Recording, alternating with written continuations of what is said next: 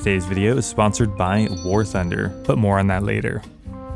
Achieving a level 99 is a massive accomplishment, but many of them will drain your coffers dry while going for maximum level. The buyable skills are notoriously incredibly expensive, but there are some incredibly profitable 99s as well, and others that have at least profitable methods all the way throughout. And quite a lot has actually changed since I last made this video 4 years ago. So what are the most profitable 99s in Oldschool Runescape today? Now, mining has always been profitable, but very modest historically. However, thanks to a recent change, mining now actually offers really good profit and competitive training rates. Now, starting at level 40, you can start mining gem rocks. Gem rocks are actually quite a profitable mid-game mining method while offering pretty decent XP rates.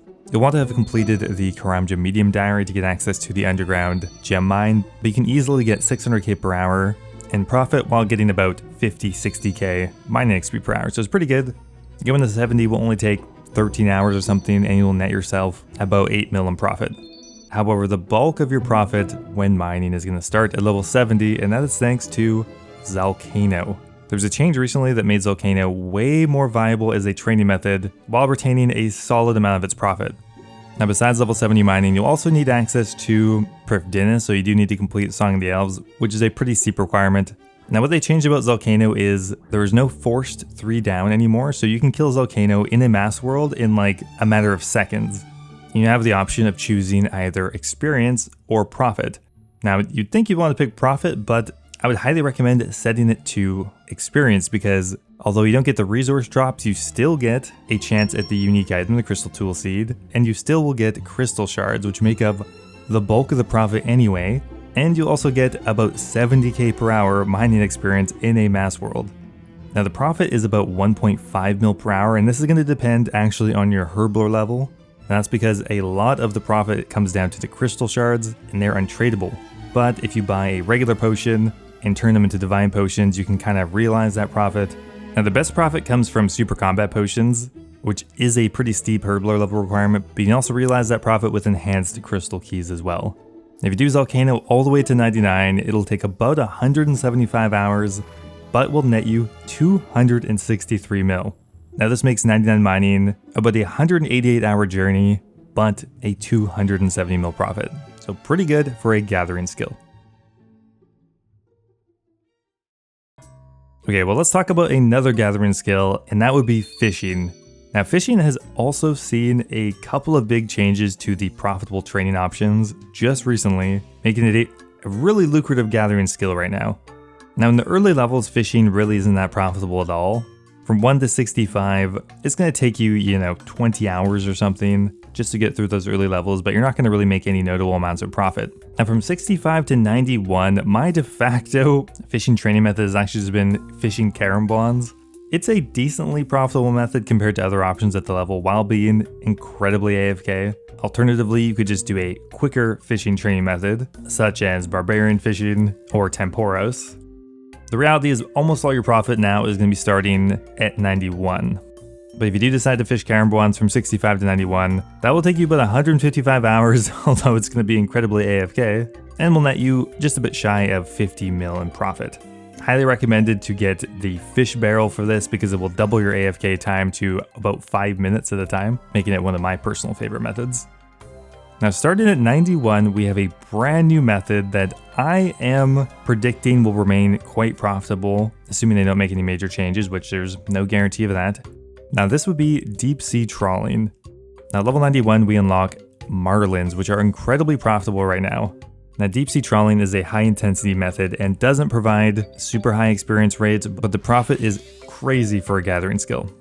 Now, beyond a fishing level requirement, you also want 84 sailing to get access to the highest level trawling net, and quite a few boat upgrades. Realistically, you would want at least an ironwood hull to be able to keep up with the shoals, and quite a few other facilities as well.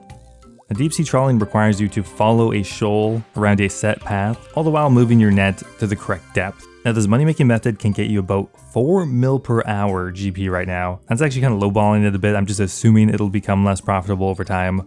That's entirely all the profit from raw marlin you get right now. But you also have a chance of getting the angler's paint, very rarely, but that's worth about 90 mil.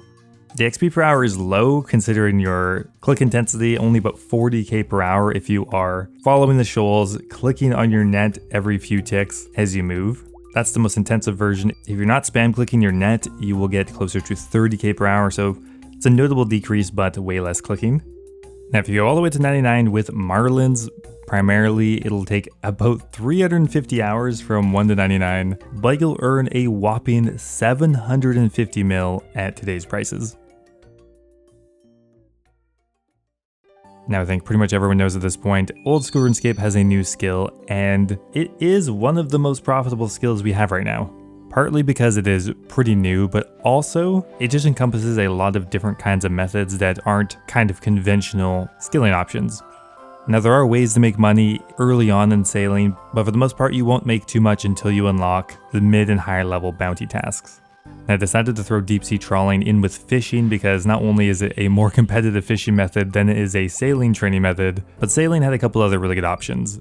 Now the early sailing levels will take you 20-30 hours to get to 65, but once you get to 65 you unlock 2 incredibly powerful bounty tasks, and those are albatross bounties. If you grab the albatross bounty in Etcetera and one from like Port Roberts or Catherby, you can get up to about 3 mil per hour while getting about 70k per hour sailing experience, which is actually pretty good for the level and incredibly profitable. The drawback is it's not 100% consistent. You won't always have access to these bounties, but they are very common, so you should at least have one of them at a time. Now the reason the albatross are so profitable is purely because of the albatross feathers that are going for a mil each. You can kill about 100 albatross an hour, and they drop at a rate of 1 to the 30, so you can get 3-4 of these swift albatross feathers an hour. And you can keep your costs relatively low by using mithril cannonballs and like a bofa or something to try to lower your ammunition costs, because it can add up a lot if you're using higher level cannonballs for a long period of time. I would kill these all the way till 80 if you're in it for money, which will take you about 20-25 hours, but should net you somewhere in the range of 65 mil. Now, have you ever been firing your cannon at a sea monster and just wished it had a little more, oomph to it? Well, you should try out some of the ship cannons in War Thunder, today's video sponsor. War Thunder is the most comprehensive vehicle combat game ever made, and it's not even close. It's available for free on PC, console, and now mobile devices. It's actually wild how in-depth these tanks are. You can pick from over 2,500 tanks, planes, and helicopters. From a 1920s armored car to a modern fighter jet, they truly have everything. Each vehicle can be completely customized to your liking with unique camouflages, historical markings, and decorations. And the inside of the vehicles are equally as intricate. Each tank is modeled down to its individual components, such as your engine, fuel tank, or weapons. So if someone destroys your fuel tank, well, you've just run out of gas.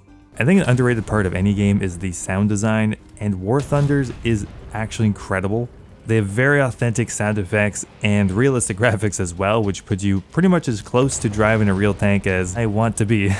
War Thunder has a massive community of over 95 million players, all participating in these massive multiplayer war games. It's just awesome.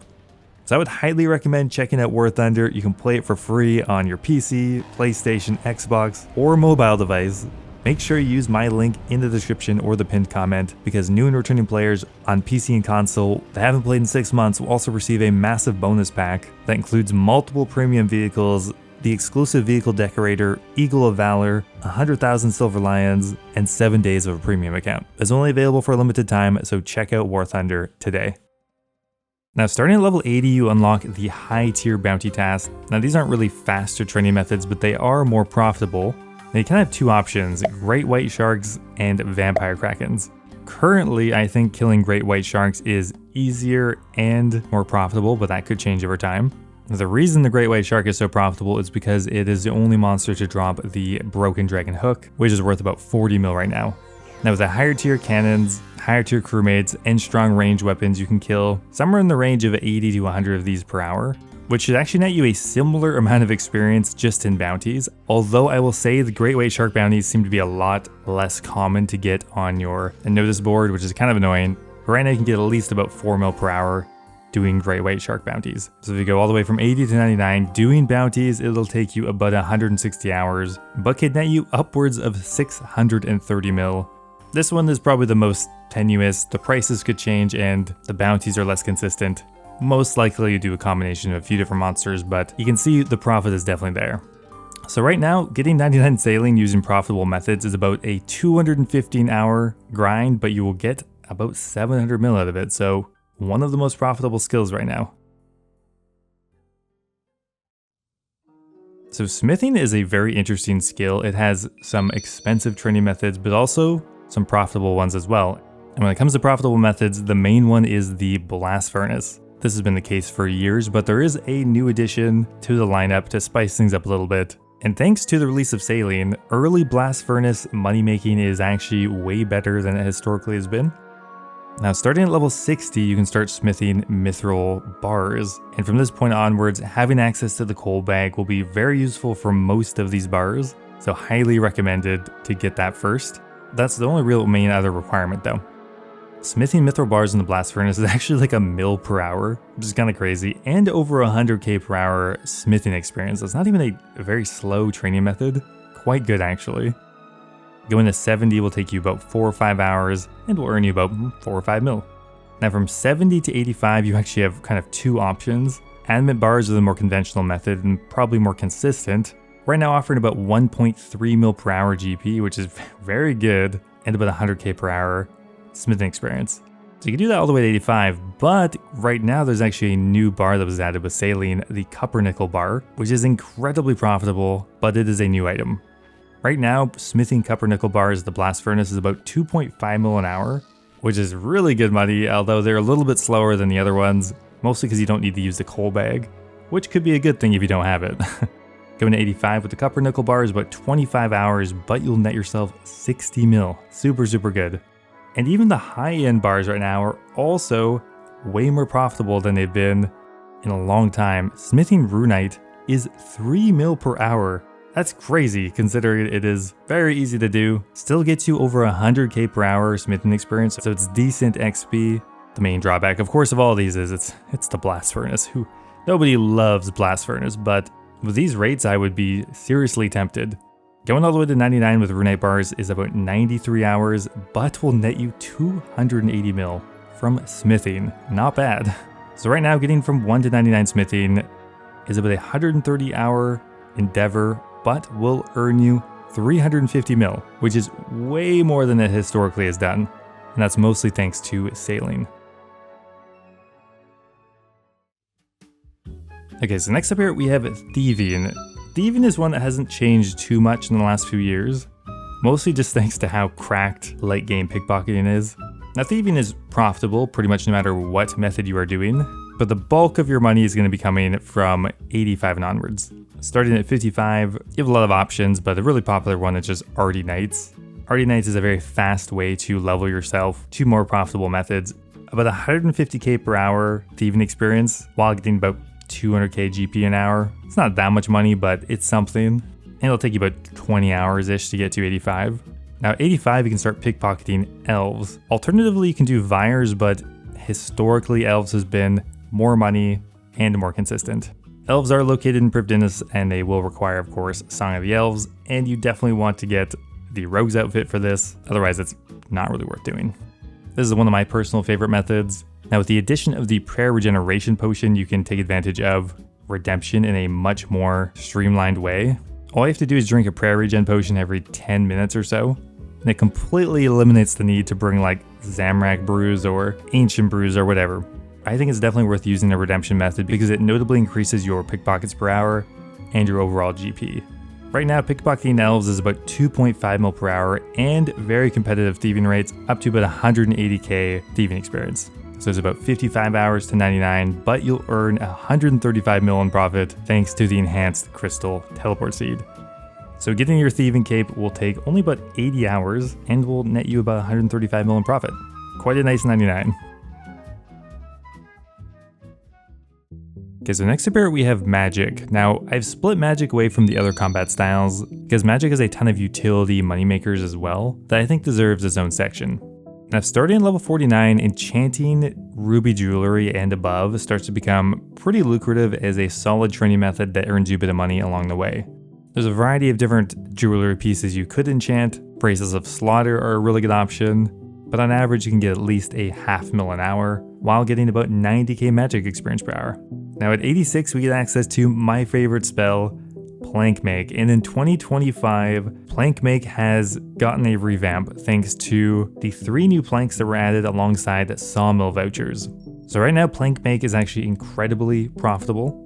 I tested it with all of the new shipbuilding planks, and ironwood logs turns out to be the highest profit out of any plank. Now you want to use a sawmill voucher because the planks currently are worth about 4.5k each, and the sawmill voucher only 3.5k. If you don't know, the voucher gives you 2 planks instead of 1, so it's just a 1000 GP profit. So it's normally worth using if the plank is worth more than the voucher. Right now, if you manually cast Plank Make on ironwood logs, you can get about 2.5 mil per hour while getting 160k magic XP. It's actually an incredible method, and I expect the profitability will go down because sailing is so new, but there's so many different options now with Plank Make. I think it's a good method to have in your arsenal. Going all the way to 99 with Plank Make will take about 59 hours, but will net you about 150 mil in profit. There's obviously tons of other magic trading methods that earn you money, but to keep it simple, I'm just going to go with the 2. Getting 99 magic through this would take about 97 hours, and it net you about 170 mil in profit. Now agility is not normally a very profitable skill, but thanks to the Hallowed sepulchre, agility makes the list because even with how much the Ring of Endurance has crashed, you can still get over 1 mil per hour with the sepulchre. Now it's not really worth doing until you hit 62 agility, and another option you could do in the earlier levels is wilderness agility. Now this really comes down to how much you can stomach the wilderness, but either or, getting to 62 agility shouldn't take you too much longer than 15 or 20 hours. Now beyond the agility level requirement, you do need access to Darkmire, which is going to require the Sins of the Father quest. Now I went all the way to 99 at the sepulchre, and it's still one of my favorite methods, although earlier floors aren't nearly as lucrative. Floor 2, you're only getting about 300k GP per hour and like 45, 50k agility experience. Floor 3, which you'll unlock at level 72, everything's bumped up a bit. You're going to get a bit over 0.5 mil per hour in GP, maybe about 60k per hour agility experience. Floor 4, you're looking at about 800k GP per hour and about 72k agility experience. Agility is a slow skill, unfortunately. You're still going to spend 57 hours going from 82 to 92, while you earn about 45 mil. Now at level 92, you can start looting the Grand Coffin, which does give you a chance at the Ring of Endurance, but most of the profit from the sepulchre is still from alcohols and looting the chests along the way. But if you're reasonably efficient, you can get about 1.4 mil in profit per hour, while getting upwards of 100k per hour agility experience, depending on your efficiency.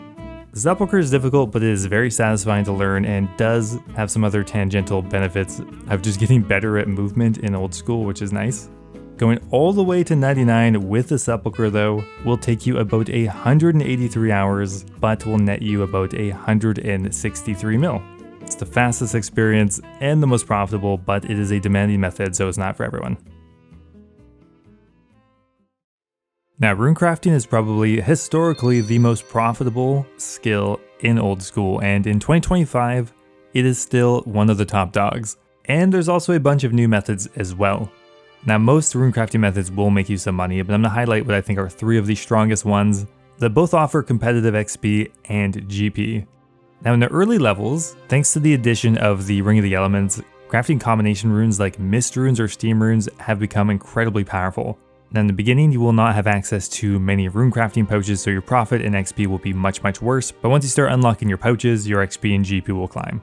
Besides rune crafting levels, you will require the Lunar Spellbook as well for Magic Imbue and NPC Contact. It's a high intensity method, but definitely worth it because you can get up to and even over 75k per hour rune crafting XP, which is quite good, and upwards of 1 mil per hour in profit, which you can start realizing at pretty early levels relatively. Now going all the way to 82 will take about 43 hours, but will net you about 43 mil. Now level 82, we have a really interesting method that's quite new, and that is double astral runes with the teleport to boat spell. Now besides 82 rune crafting, you'll also need a greater teleport focus, which will cost 35 mil-ish right now for the bottled storm, so it is a pretty decent investment. And you also need 75 sailing to dock at the Lunar Isle. This kind of turbocharges astral runes, making it about a 72k per hour method while earning you about 1.7 mil in profit. A really solid method for 82. And I would recommend doing that all the way to 91. That'll take about 48 hours, but will earn you 82 mil. Now, level 91, you unlock the ability to craft double nature runes, and thanks to the addition of the new achievement diary teleport location, you can make really good money, but it does have a steep requirement. You need to complete all of the achievement diaries to get the achievement diary cape teleport that puts you very close to the nature altar. Either way though, you'll be getting much higher rates than conventional nature rune crafting, upwards of 75k per hour and 2.2 mil in profit per hour. Now you could do wrath runes, but they are way slower as a training method, so I think this is just a pretty solid option. Going from 91 to 99 will take about 96 hours, but will net you over 200 mil. So in 2025, rune crafting is still one of the most profitable skills at a 337 mil profit and only 187 hours. That is actually pretty fast for a profitable route. So next up here we have Hunter, and I'm throwing in this kind of begrudgingly because Hunter has not changed too much as far as profitable methods in the last few years. Now realistically, going from 1 to 73, you can just do the fastest Hunter training that you have access to. That could be birdhouse runs, or you could do actor Hunter training. Regardless though, the only real profitable method starts at 73, and that's black chinchompas. Now this one's a bit controversial because the wilderness at these rates are difficult to actually maintain. In theory, you can get about 1.5 mil per hour if you're actively tick manipulating the hunter boxes, and up to 200k per hour hunter experience. It is on paper a really good method, but it's in the wilderness, hard to maintain. But there's really not too many other options added. The only solid alternative is actually Moonlight Antelopes, which you unlock at level 91 hunter. They're actually decently profitable, up to about 1.4 mil per hour, but much slower. So unfortunately in 2025, Hunter is still kind of a one-trick pony, but if you do manage to do black chins all the way to 99, you would earn about 90 mil in profit. But the amount of hours it could take theoretically could be as low as 60 hours, but probably as high as 120, so it really comes down to how efficient you can get those chins. So the big elephant in the room has to be Slayer. Slayer, and by association combat, is probably the single most profitable skill, in quotation marks, in the game. But there's such a wide variety of ways you could get 99, from bosses to Slayer bosses to Gemstone Crab to other profitable monsters. But as someone who just recently went to 99 Slayer, pretty much just doing the most profitable methods, I thought we'd cover it from a Slayer perspective because you're also going to realistically nearly max out your combat stats going for 99 Slayer. Now over the last few years, the most profitable Slayer tasks or bosses are Araxor, Cerberus, Tormented Demons, and Slayer assignments that have boss variants like Vorkath. You get the picture. Now going from 1 to 99 Slayer on Trader Steve, I earned about 1.1 bill. And it took me 350 hours, something like that. It's a very slow skill. But thanks to monsters like Tormented Demons and Araxor, which are both actually really solid training methods as well as money-making methods, the speed in which you can get 99 Slayer has greatly increased. And I think especially now, killing profitable monsters has become a pretty meta way to also level the skill quickly. You don't just have to cannon Dagonoths or burst Necreals to get the skill maxed out fast. So I think in modern OSRS, Slayer is more than ever one of the best ways to make money. Anyway guys, that is going to be it. Those are the 10 skills that I think are the most profitable this year. Let me know what you think though. Do you think I missed any? Would you include any other methods? I try to include a lot of newer stuff just to keep it interesting. Anyway, thanks for watching as always guys, hope you enjoyed the video. And don't forget to check out War Thunder using my link in the description to grab yourself your bonus pack.